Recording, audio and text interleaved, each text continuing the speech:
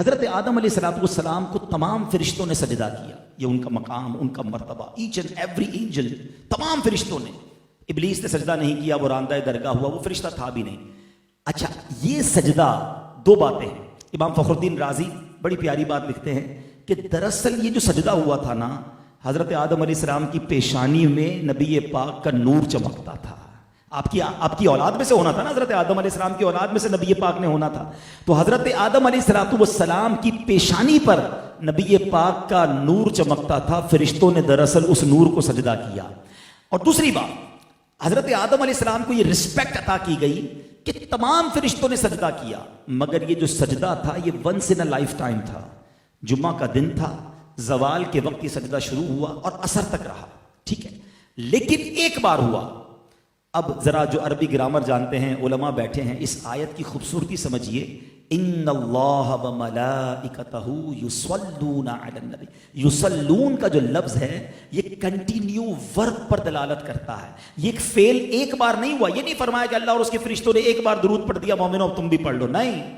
یصلون کا مطلب ہے یہ عمل مسلسل جاری ہے، ہر وقت نبی پاک کی بارگاہ میں فرشتے درود بھیج رہے ہیں، اللہ رحمت نازل فرما رہا ہے۔ یہ ڈفرینشیٹ کرنا بھی ضروری ہے، اللہ کا درود بھیجنا اور ہے، فرشتوں اور ہمارا درود پڑھنا اور ہے۔ ہم التجا کرتے ہیں اللہ کی بارگاہ میں، یا اللہ ان پر رحمتیں بھیج دے، اور اللہ نبی پاک پر رحمتیں مسلسل برسا رہا ہے۔ پورے قرآن میں کوئی ایک حکم ایسا نہیں ہے جس پہ رب فرمائے میں بھی کرتا ہوں، فرشتے بھی کرتے ہیں، میرے بندو تم بھی شامل ہو جاؤ۔ یہ فقط درود پاک کا عمل ہے جو رب فرما رہا ہے کہ رب بھی ان پر درود نازل فرما رہا ہے، رحمتیں نازل فرما رہا ہے، فرشتے بھی درود بھیج رہے ہیں، میرے بندو تم بھی شامل ہو جاؤ۔ اب ذرا غور کیجئے کہ ہمارے آقا علیہ السلام کو ہمارے درود کی حاجت ہے؟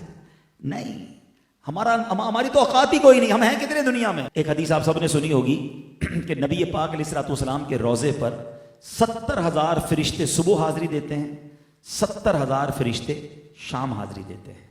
اٹ مینز 12 گھنٹے کی اپروکسیمیٹلی حاضری ہے، اور جو ایک بار حاضری دیتا ہے اس کو دوبارہ حاضری نہیں ملتی ہے۔ بڑا زبردست ریلیونٹ کوشچن ہے کہ جناب فرشتے تو معصوم ہیں، گناہ ہی نہیں کرتے، ایک بار حاضری وہ بھی 12 گھنٹے کی، ذرا زیادہ ٹائم دیا جاتا یا دوبارہ ریپیٹ حاضری دی جاتی، اس کی وجہ کیا ہے؟ سبحان اللہ، جب بھی کہیں معاملہ الجھتا ہے نا تو پھر اعلیٰ حضرت کی بارگاہ سے سلجھ جاتا ہے۔ سیدی اعلیٰ حضرت چند شعروں میں وہ کہتے ہیں نا، پنجابی میں گل مکا دیتے ہیں۔ اعلیٰ حضرت فرماتے ہیں 70,000 صبح ہیں، 70,000 شام، یوں بندگی زلف رخ آٹھوں پہر کی ہے۔ فرماتے 24 آور کا جو روسٹر ہے نا، 24 آور کی جو ڈیوٹی ہے وہ اس طرح ہے کہ 70,000 صبح ہیں، 70,000 شام، یوں بندگی زلف رخ آٹھوں پہر کی ہے، جو ایک بار آئے دوبارہ نہ آئیں گے، رخصت ہی بارگاہ سے بس اس قدر کی ہے۔ اتنی اجازت ہے، پرمیشن ہی ایک باری کی ہے۔ تو وہی سوال ہے کہ وجہ کیا ہے، ریزن کیا ہے؟ اب اعلیٰ حضرت جواب دیتے ہیں یہ بدلیاں نہ ہوں تو کروڑوں کی آس جائے، اور یہ بارگاہ مرحمت عام تر کی ہے۔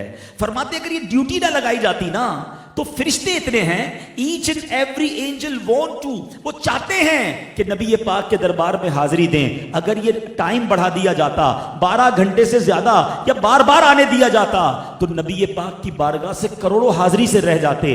سمجھ کے آئی بات کہ فرشتے ہیں کتنے؟ اب ذرا کبھی اکیلے میں بیٹھ کر کیلکولیٹر کھولیے گا، ایک دن میں کتنے فرشتوں نے حاضری دینی ہے؟ 1,40,000، ٹھیک ہے۔ اب ایک سال میں کتنوں نے دینی ہے؟ 100 سال میں کتنوں نے دینی ہے؟ 1400 سال ہو گئے ہیں، اب سے زیادہ وقت ہو گیا ہے۔ نبی پاک روضہ انور میں موجود ہے، حاضری جاری ہے، اور اللہ جانتا ہے قیامت کب آئے گی، تب تک جاری رہنی ہے۔ اس کا مطلب یہ ہوا آپ کے سارے کیلکولیٹر، ساری کیلکولیشن بیکار ہو جائے گی، وہ جواب ختم ہو جائے گا۔ اتنے فرشتے ہیں انکاؤنٹیبل، مگر کر کیا رہے ہیں؟ ڈیوٹی کیا ہے؟ ان اللہ وملائکتہ یصلون علی النبی، یعنی نبی پاک پر اربوں خربوں بھی لفظ تھوڑا ہے، اتنے درود روزانہ منٹ منٹ پہنچ رہے ہیں، تو میری آپ کی درود کی کوئی حاجت نہیں ہے انہیں، ٹھیک ہے۔ ہماری میمنی میں کہتے ہیں نا کھٹاتے ہیں، بیسیکلی ہمیں کھٹایا گیا ہے، ہمیں چانس دیا گیا ہے، اے ایمان والو تم بھی پڑھ لو، تمہارا کام بھی ہو جائے گا، تمہاری بھی جولی بھر دی جائے گی، تم پر بھی رحمت برس جائیں گی، تمہیں بھی شفاعت مل جائے گی۔ بیسیکلی ہمیں موقع دیا ہے، اور یہ قرآنی حکم ہے۔ مگر اتنا کمال کا وظیفہ ہونے کے باوجود ہم کتنا درود پڑھتے ہیں؟ اپنے شیڈول کو دیکھیں، ہمارے شیڈول میں ہر چیز کی جگہ نکل آتی ہے. ابھی میں دیکھ رہا تھا ایک صاحب سے ملاقات کرنے گیا, پتہ چلا جم گئے میں نے کہا یار رمضان میں بھی جم نہیں چھوڑا. جم تو ضروری ہے نا صحت کے لیے, یعنی آپ نے جو ضروری ہے وہ سب شامل رکھا.